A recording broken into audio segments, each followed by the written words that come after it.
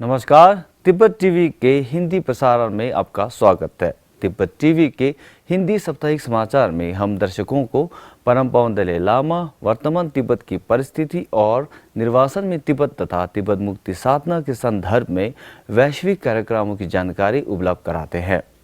आपके साथ मैं हूं लुडियो सांगपो। देखिए इस सप्ताह की प्रमुख खबर। परम पावन दलाई लामा जी द्वारा मैत्रेय के महायान सूत्र अलंकार पर 2 दिवसीय प्रवचन। 5 साल की सजा काटने के बाद रिहा हुए 45 वर्षीय तिब्बती भिक्षु।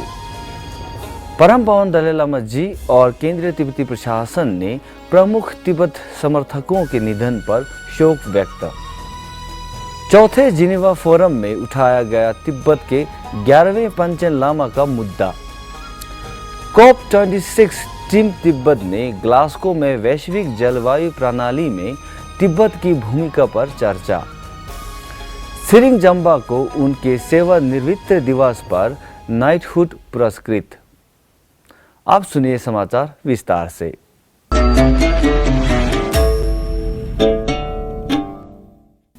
परम पावन दलाई लामा जी ने इस सप्ताह गुरुवार को रूसी बौद्धों के अनुरोध पर मैत्रेय के महायान सूत्र अलंकार पर 2 दिवसीय प्रवचन दिया है।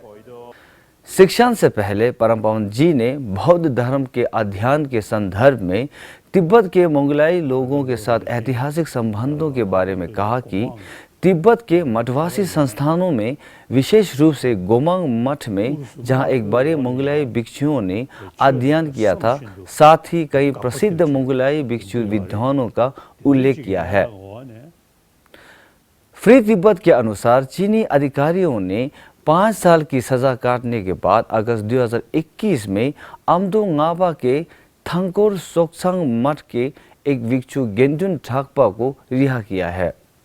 24 अगस्त 2015 को उनके मठ पर सशस्त्र पुलिस की छापेमारी के बाद गेंडुन को गिरफ्तार किया गया है और 1 साल के लिए मनमानी ढंग से हिरासत में रखा गया था। उन पर तिब्बती खानाबदोशों द्वारा आयोजित शांतिपूर्ण विरोध पर अलगाववाद को उकसाना और निर्वासन में तिब्बतियों के साथ जानकारी साझा करने का आरोप लगाया गया था। उनकी रिहाई के बाद खराब स्वास्थ्य के कारण उन्हें कथित तौर पर अस्पताल में भर्ती कराया गया था। परम पावन दलाई लामा जी और केंद्रीय तिब्बती प्रशासन ने doctor Aaron Back, Frederick R Hyde Chambers और श्री GS बाली के निधन पर शोक व्यक्त की है। डॉक्टर आरोन बैक एक अमेरिकी मनोचिकित्सक और परम पावन दलाई लामा जी के मित्र थे, जिनकी इस सप्ताह सोमवार को 100 वर्ष की आयु में निधन हुआ है। समाचार मिलने पर परम पावन जी ने उनके परिवार के अन्य सदस्यों के प्रति अपनी संवेदना व्यक्त की है। फ्रेडरिक आर हाइड चैम्बर्स, जो तिब्बत के लंबे समय से समर्थक रहे थे, जिन्होंने अपना अधिकांश समय सन 1960 के दशक से तिब्बती संघर्ष के लिए काम करने में बिताया गया था।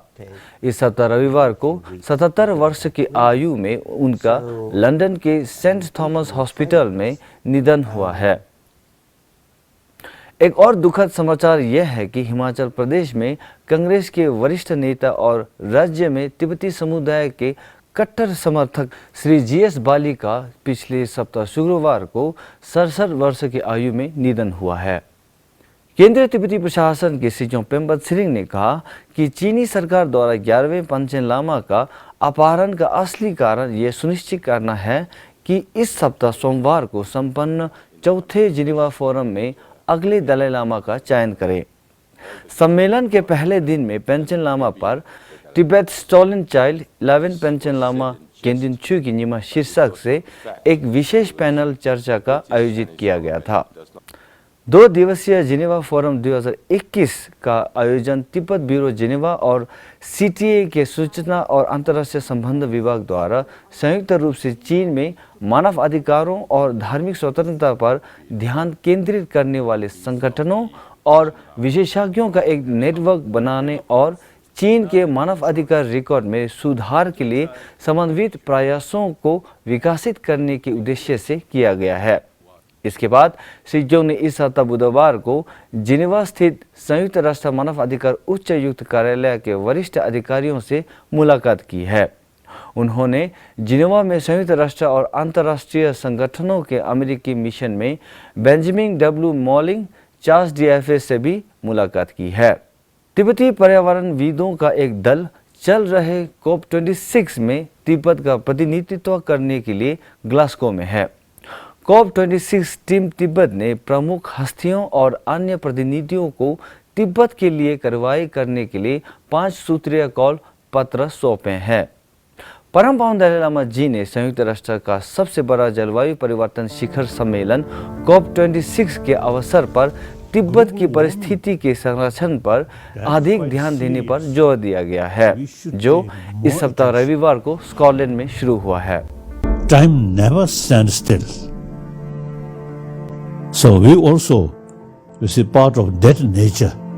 Past important, but already past, so we can learn. Otherwise, we have no ability to change past.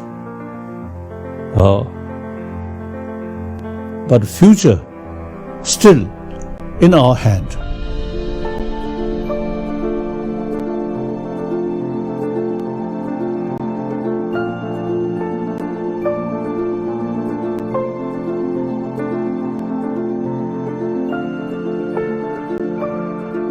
At least in Asia, Tibet is the ultimate source of water.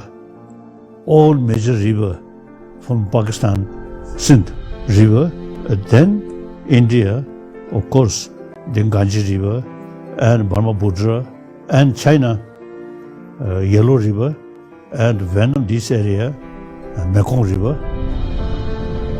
You should pay more attention. Preservation of Tibetan ecology. This is not only interest for 6-7 million Tibetan, but whole sort of people in this area.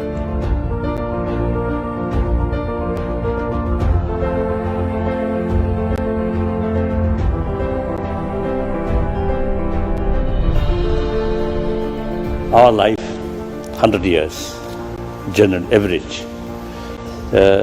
So we have to take serious concern about our century. Of course, I am monk, no children.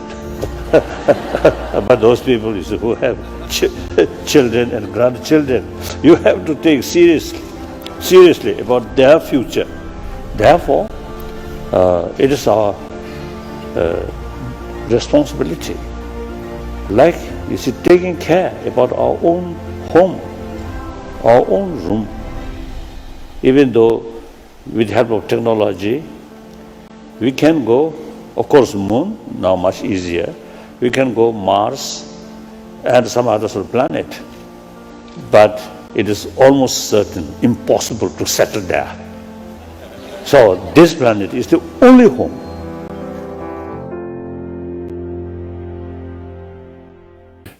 परम पावन जी ने एक औपचारिक लिखित संदेश भी जारी करते हुए कहा कि पृथ्वी को ग्लोबल वार्मिंग और जलवायु परिवर्तन से बचाने के लिए प्रत्येक व्यक्ति की जिम्मेदारी पर प्रकाश की है। पहली बार एक तिब्बती छेरिंग जम्बा को तिब्बत यूरोप के लिए अंतर्राष्ट्रीय अभियान ने पिछले सप्ताह शुक्रवार को नीदरलैंड के साम्राज्य द्वारा ऑरेंज नासाउ के क्रम में नाइटहुड से सम्मानित किया गया है। नाइटहुड नीदरलैंड के सबसे प्रतिष्ठित पदकों में से एक है। डच समाज के लिए असाधारण योगदान देने वाले किसी भी डच नागरिक को नाइटहुड पुरस्कार से सम्मानित किया जाता है और यह पुरस्कार डच सरकार के उच्चतम स्तर से आता है। इसी के साथ आज के लिए हिंदी साप्ताहिक समाचार इतना ही। अगले हफ्ते फिर मिलेंगे। नमस्कार।